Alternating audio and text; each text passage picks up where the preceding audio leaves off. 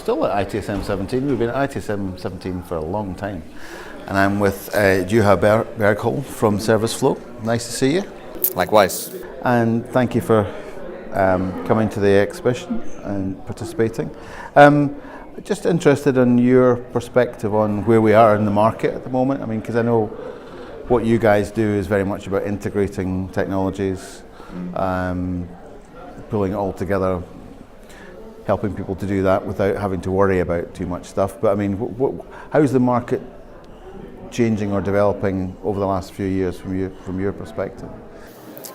Well, I think the biggest change is, of course, if you think about SIAM, models like SIAM, multi-vendor, multi-supplier models, companies going towards the best-of-breed solutions in outsourcing especially, but also the kind of the end users are looking for more like an end-to-end process automation solutions. And that regards, I would say that if you think about subjects like SIAM or DevOps, it's more like federating processes, not technologies or tools. So I think that's the biggest change, that the customers are more mature to understand that the tools doesn't help, and if you are forcing people to utilize certain tools or technologies, then it makes the people part even harder, because the people part is the most difficult thing. It's a change, and this is still in service management. People are doing these things. So where do you guys get involved with that? Because I mean, do you do both the technology and the people stuff, or how do you encourage organizations to focus on the right issues to get Well, our role is more like an enabler, so companies don't have to force users to use certain technologies.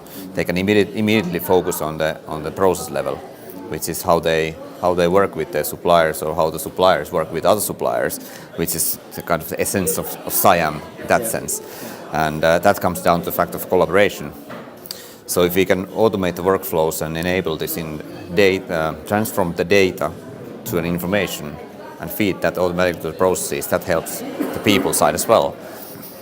Yeah, and presumably then part of what you do is help them to understand what they need to do for that, or do you still rely on them or other parties to? That's what our partners do, or the companies can do themselves.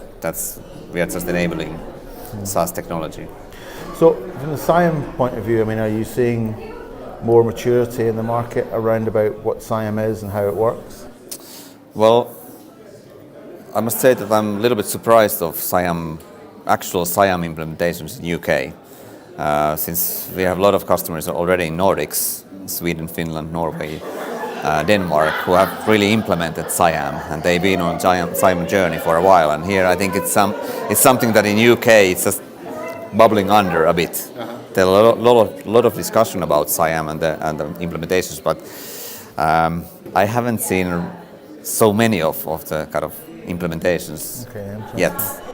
Is that because, I mean, in terms of the relative maturity, is that because, I mean, is it about scale in terms of size of companies, or is it about what people understand in SIAM? I think it would be both. Well, of course, it's much easier to change smaller. If you have smaller companies or organizations, it's much faster to change.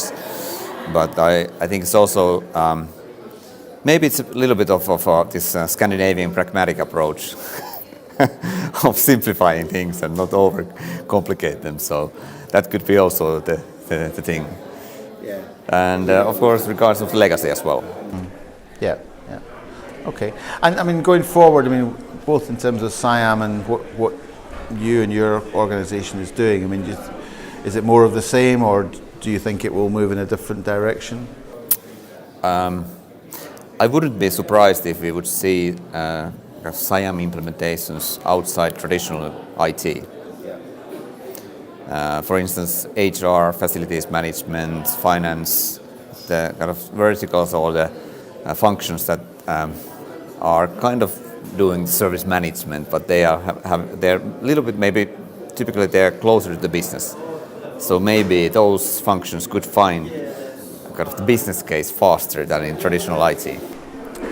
Who would buy that then? Because I mean that's always the challenge of trying to sell enterprise service management is like who you sell to.